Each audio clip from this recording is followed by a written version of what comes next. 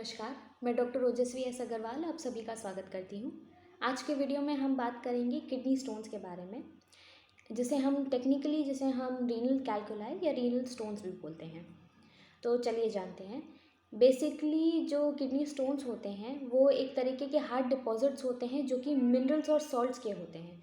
जब मिनरल्स और सॉल्ट्स हमारे किडनी में एक्सेस हमारी बॉडी में फॉर्म होने लगते हैं और इनके एक्सेस फॉर्म होने की वजह से बिकॉज हमारी बॉडी में जितनी नीड है उतना तो यूज़ हो जाता है, पर जितना एक्स्ट्रा प्रोड्यूस हो चुका है जो वो किडनी में जाके डिपॉजिट होने लगता है और वहाँ पे वो स्टोन्स का फॉर्म ले लेते हैं।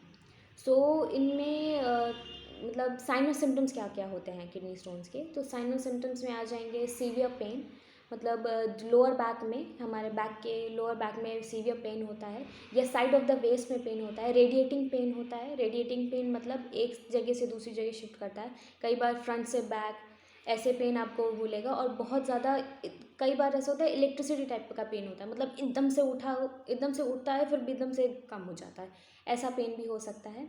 नोज़िया होता है, वॉमिटिंग होती है पेन के टाइम पे, कई पेशेंट्स को इतना ज़्यादा पेन होता है कि वो कंट्रोल नहीं कर पाते हैं। एंड बर्निंग होती है उनके यूरिनेशन में, यूरिन पास करते वक्त उन्हें बर्निंग होती है। कई बार यूरिन में ब्लड आना स्टार्ट हो जाता है because of the stone, urine में ब्लड आना स्टार्ट हो जाता है। और कई बार ऐसा होता है कि यूरिन जो होती है वो बैड स्मेल की होने लगती है, मतलब बहुत ज़्यादा स्मेली यूरिन होती है, या फिर यूरिन क्लाउडी होने लगती है, झाग झाग सा आपको लगेगा यूरिन में। यूरिन काफ़ी थिक होती है, ऐसा आप देखेंगे। येलोइश जो यूरिन जो होती है, कई बार होता है कि उसका कलर बहुत ज़्यादा येलो हो जाता है, ऐसा भी होता है किडनी स्टोन्स में। सो कॉजेज़ क्या क्या होते हैं किडनी स्टोन्स के। सो कॉजेज़ में आ जाएंगे सबसे पहले तो लेस इनटेक ऑफ वाटर, मतलब पानी जो लोग बहुत कम पीते हैं, इस बात का ध्यान दें कि आपको किडनी स्टोन्स की प्रॉब्लम ना आए। बिकॉज लेस इनटेक, जब हमारी बॉडी में पानी की कमी होने लगती है तो जो हमारी किडनी है वो बेसिकली फ़िल्टर नहीं कर पाती, हमारी जितनी भी बॉडी के टॉक्सिन्स हैं या जितने भी चीज़ें हैं उनको फ़िल्टर नहीं कर पाती। अगर फ़िल्टर हो जाएगा तो वो नॉर्मली यूरिन के थ्रू पास आउट हो जाएगा, जितने भी हमारा एक्सक्रीटरी सिस्टम है वो पर्टिकुलरली ढंग से वर्क करेगा। पर जब वाटर इनटेक हमारा कम होता है तो यूरिन पास नहीं होता, यूरिन पास नहीं होगा, यूरिन मतलब फ़िल्टर नहीं हो पाएगा, हमारी बॉडी के टॉक्सिन्स फ़िल्टर नहीं हो पाएंगे, और जब फ़िल्टर नहीं होंगे तो वो एक जगह डिपॉजिट होने लगेंगे। तो ये प्रॉब्लम आती है किडनी स्टोन्स में। Second is family history. अगर आपकी फैमिली में किसी को भी है, जैसे लाइक आपके मम्मी पापा हो गए, आपके भाई बहन हो गए, इनमें से किसी को भी किडनी स्टोन्स की प्रॉब्लम है तो वो आपको भी हो सकती है। And now next is obesity. अगर कोई ओबीस पेशेंट है तो उन्हें भी किडनी स्टोन्स की प्रॉब्लम हो सकती है। Now the types of stones. Kidney stones basically different types के होते हैं, बट लाइक कैल्शियम स्टोन्स हो गए या फिर यूरिक एसिड स्टोन्स हो गए, पर मोस्ट कॉमनली जो स्टोन्स होते हैं वो बेसिकली कैल्शियम स्टोन्स होते हैं।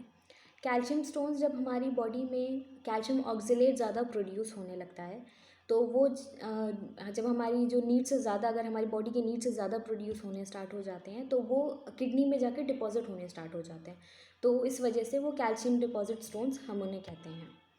सो अब हम जानते हैं कि डाइटरी इनटेक हमें क्या क्या लेनी चाहिए किडनी स्टोन्स को लेके।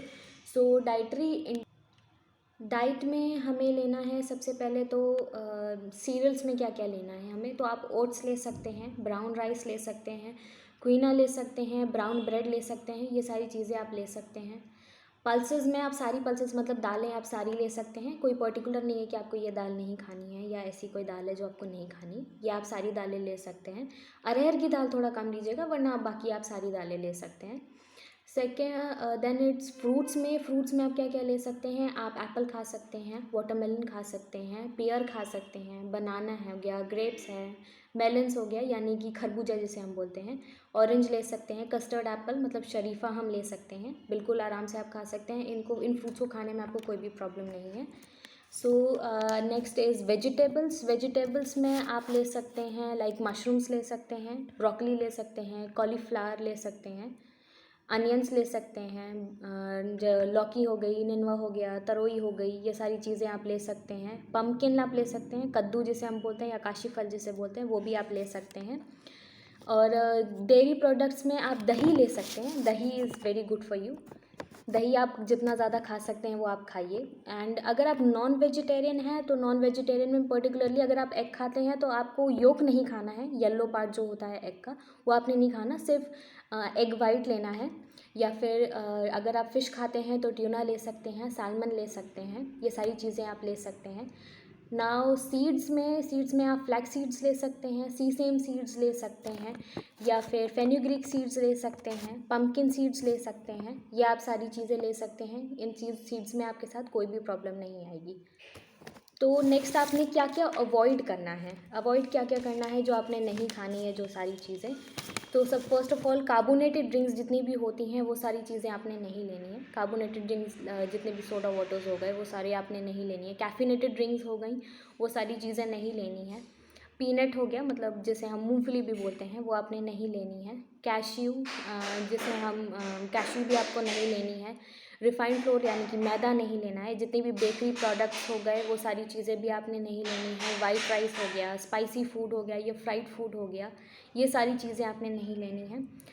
पालक नहीं लेनी है, स्पिनच जिसे हम बोलते हैं, वो आपने नहीं लेनी है। मटर नहीं लेना है। ये सारी चीज़ें हो गई जो आपने नहीं लेनी है, जो आपने अवॉइड करनी है किडनी स्टोन्स में। सो पर्टिकुलरली देखिए, इस बात का आप ज़रूर से ध्यान देखिए, जब भी किडनी स्टोन्स हो या कोई भी किसी को भी कोई भी स्टोन की प्रॉब्लम होती है तो गैस्ट्रिक कंप्लेंट्स भी थोड़ी होने लगती हैं। तो इस चीज़ का अवॉइड करिए कि आपको डाउट हो रहा है, अगर किसी चीज़ को खाने से अगर आपको लग रहा है कि आपको गैस्ट्रिक कंप्लेंट की इशू आ रही है किडनी स्टोन्स होने की वजह से, किडनी स्टोन्स भी अगर आपको हैं एंड आपको फिर भी गैस्ट्रिक इश्यूज़, कोई चीज़ आप नोटिस कर रहे हैं कि पर्टिकुलरली कोई सी चीज़ खाने के बाद आपको हो रही है ऐसी गैस्ट्रिक कंप्लेंट, तो उन चीज़ों को अवॉइड करिए। वो आप चीज़ें आप मत खाइए, तो आपको गैस्ट्रिक कंप्लेंट्स भी कम हो जाएंगी। एंड नेक्स्ट मैं आपसे ये कहना चाहूँगी कि देखिए, किडनी स्टोन्स की कोई भी प्रॉब्लम होगी कि आपको इसमें घबराने वाली कोई भी बात नहीं है। पेन बहुत ज़्यादा होता है, कई बार बर्निंग इन मैच्योरेशन की प्रॉब्लम भी होती है, पर आपको टेंशन लेने वाली कोई भी बात नहीं है। आप ट्रीटमेंट लीजिए, मेडिसिन्स लीजिए, आप बिल्कुल ठीक हो जाएंगे। घबराने वाली ऐसी कोई भी बात नहीं है। कि कई बार पेशेंट्स पैनिक कर जाते हैं। मेरे पास पेशेंट्स आते हैं कि मैम हमें डॉक्टर हमें ये प्रॉब्लम हो रही है एंड हमें किडनी स्टोन्स आई हो हमें डायग्नोज हो गया है, किडनी स्टोन्स की प्रॉब्लम हो गई है। तो कई बार पेशेंट्स पैनिक कर जाते हैं, पर आपको पैनिक होने की बिल्कुल भी ज़रूरत नहीं है, क्योंकि आज के टाइम में बहुत कॉमन प्रॉब्लम हो चुकी है and it is curable. You don't have to worry about it. And देखिए, किडनी स्टोन्स की अगर आपको देखिए, किडनी स्टोन्स बेसिकली डायग्नोस कैसे होता है, जब भी हम यूएसजी कराते हैं, मतलब अल्ट्रासाउंड कराते हैं होल एब्डोमेन का, तब किडनी स्टोन्स की हमें यूएसजी की रिपोर्ट्स में देखते हैं किडनी स्टोन्स के मिलते हैं, स्टोन्स के डिपॉजिट्स मिलते हैं। तो इससे हम डायग्नोस हो जाता है कि उन्हें किडनी स्टोन्स की प्रॉब्लम है। सो आज के लिए बस इतना ही। नेक्स्ट वीडियो में फिर मिलेंगे। नमस्कार।